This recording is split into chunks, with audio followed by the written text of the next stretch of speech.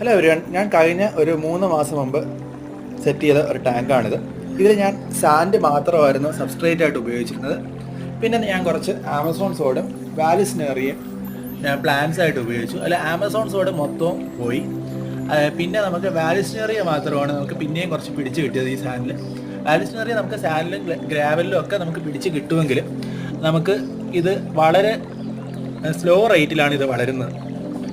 അപ്പോൾ അതുകൊണ്ട് തന്നെ ഈ ഒരു ക്ലീൻ വാട്ടർ ആവുന്ന പ്രശ്നം നമുക്ക് പെട്ടെന്ന് പരിഹരിക്കാനായിട്ട് പറ്റില്ല. ഏകദേശം ഒരു വർഷമെങ്കിലും ഞാൻ ഈ ഒരു കംപ്ലീറ്റ് ഇത് സെറ്റായി കിട്ടാനായിട്ട് കാത്തിരിക്കേണ്ടി വരും. അപ്പോൾ അതുകൊണ്ട് ഞാനിപ്പോൾ ചെയ്യാനായിട്ട് പോകുന്ന ഈ സാൻഡ് മൊത്തം എടുത്ത് മാറ്റിയതിന് ശേഷം നമ്മൾ ഗാർഡൻ സോയിൽ വെർമി കമ്പോസ്റ്റുമാണ് ഇരിക്കുന്നത്. അപ്പോൾ ഇതിനെ നമ്മൾ ഏറ്റവും അടിയിലത്തെ ലെയറായിട്ട് വെച്ചതിന് ശേഷം അതിന് മുകളിലായിട്ട് നമ്മൾ സാൻഡ് ഒരു ലെയർ കൊടുക്കും. അതിനുശേഷം നമ്മൾ ഈ വാലിസ്നേറി തന്നെ നമ്മൾ